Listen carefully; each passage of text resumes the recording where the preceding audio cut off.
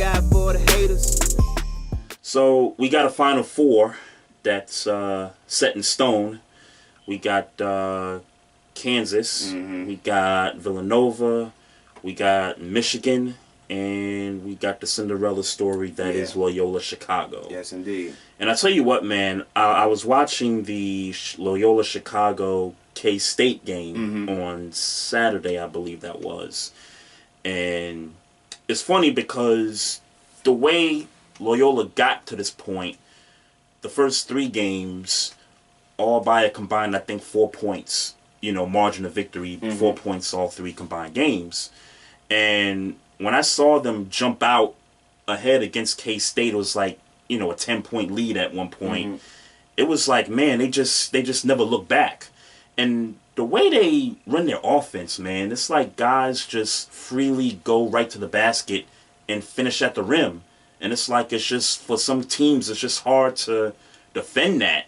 And I tell you what, it was about maybe 4 minutes left in that game. And something told me, I said, you know what, K-State gonna make a run right here. You figure Loyola's been in this situation the last 3 games. They've been close, tight-knit games.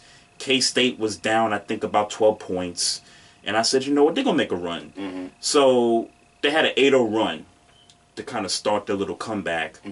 And then they get another possession, and homie shoots the 3-pointer, and the ball rims, like, literally in and out.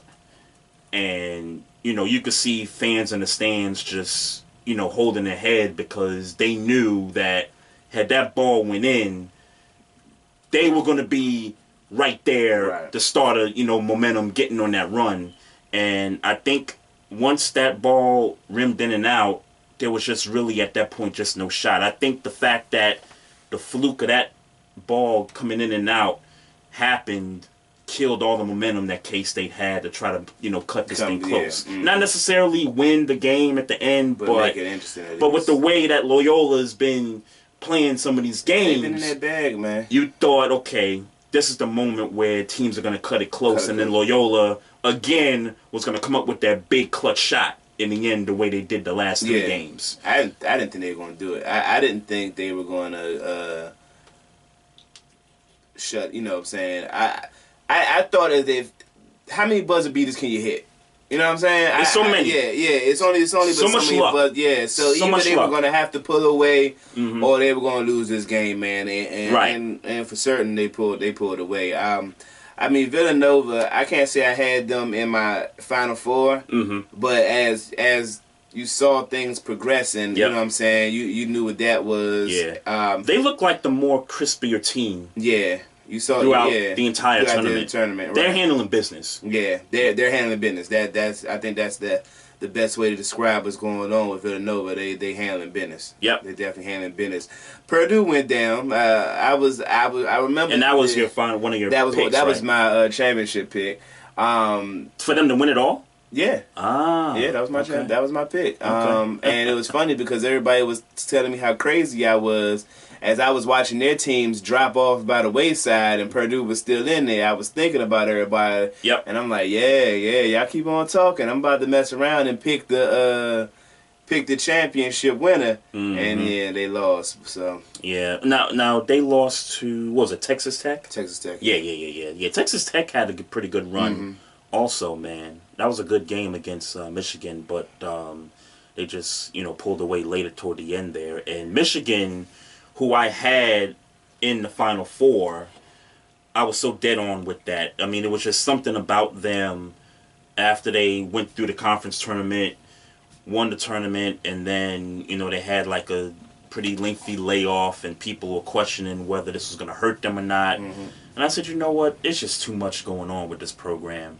I'm just going to go for it, man. Doing my brackets and everything. I'm just going to go ahead and just get these guys into the Final Four. And, at least I got that part of the bracket correct. Now, Villanova, I did get correctly. And, just looking at the rest of the teams in that particular bracket, I just said, there's just no way that I could see anybody, taking down Villanova on that side there.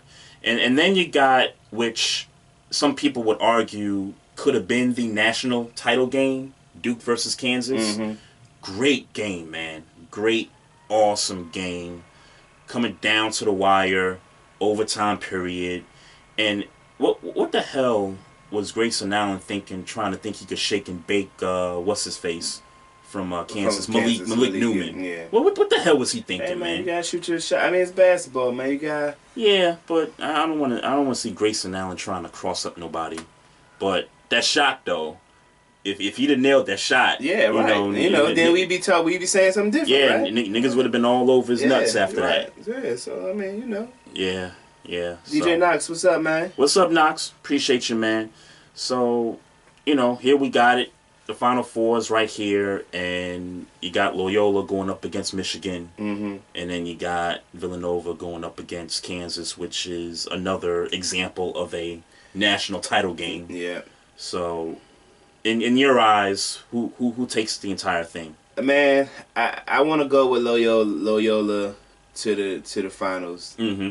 So I'm gonna go with that. I got Kansas beating Villanova. I guess they got a good coach in Villanova too. They got a good. Yeah, Jay Wright's excellent. Yeah, solid dude. Yeah. But I'm gonna rock with Kansas, man. I'm gonna rock with Kansas. So you got Kansas and Loyola in the final game, and that's really more because I want to see Loyola get there. So I think I'm picking more with my heart than with my head. Sure. But yeah, I got Loyola and Kansas, and look, man, that's where it stops. I would love for Loyola-Chicago to get. I'm rooting for Loyola-Chicago. Let me say that. Okay. I'm rooting for them to win. Mm-hmm. If they win, I'd be happy. Right. I just don't see it happening. Yeah. So I am gonna go with Loyola to beat Michigan on that side, and I'm gonna go with Villanova on the other side, and so Villanova and Loyola meet up in the final game. Hot take right here. Loyola wins the whole thing, man. Hey, man, they got the story lining up for them what's the grandmother name or the mother? Sister Jean. Sister Jean, yeah. With that going on, man, they got the story. AKA Air Jean. I don't know if y'all seen that logo out there. Yeah, we not they got the story, man. I was trying to read and talk at the same time.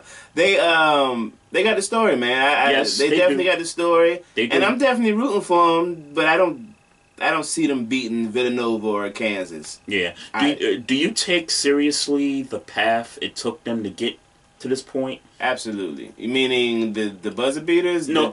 Well, not so much the buzzer beaters, but the competition. Because who they beat? Well, they beat Tennessee. They beat Tennessee along the way. They beat K-State. Who else? Who they beat in that first round? I'm trying to scroll back real quick. Yeah, they beat UMBC and then they beat Creighton. No. K-State beat UMBC.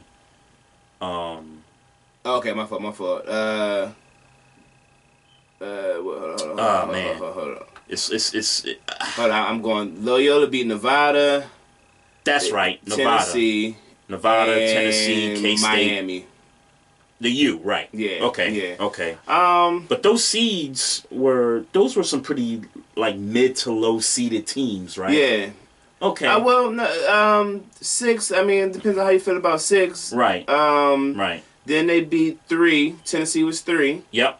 And Nevada was 7. Mm-hmm. Yeah, I don't know if I want to chalk it up to that, to say that it was the easiest path. And I mean, when you really look at the bracket that they were in, I mean, Virginia going down, Cincinnati going down. That's what I was going to say. It really had more about the top tier teams the top 4 seeds, not holding their weight. Yeah, more than it is about the path per se. Sure, but then because if they were winning games, then they would have had to see some of these teams at this point. Sure. Yeah. But then you could argue that for the number 5 seed too, and they went down. In this whole thing too. Well, that's what I'm saying. I think it's less about. I mean, they did beat Tennessee, who was a number 3 seed. Yep. I mean, but you can only play who in front of you, and particularly in these, sure.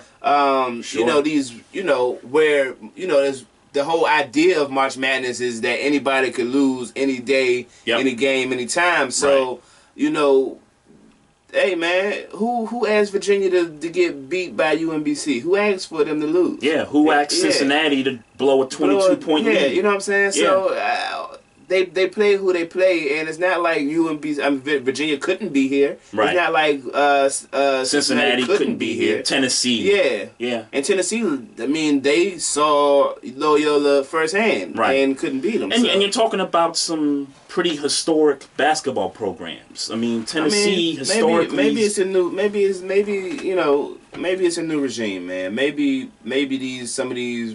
Or maybe the guys that do the seeding. Yeah, in this thing, I think maybe these guys ain't getting no more. Maybe these teams are starting to take steps back. So, I mean, I'm just shooting the shit. We just rapping, right? I mean, maybe they ain't. Maybe they're not who we thought they were, or who they were, who they used to be. Maybe. But I think all you have to do is use the eye test, and when you see how they being Loyola runs their offense. They rarely make the big mistake in the basketball game. Yeah. I mean, I've watched all 4 of these games. They rarely, turn the ball over at an alarming rate. I mean, they're very smart with the basketball.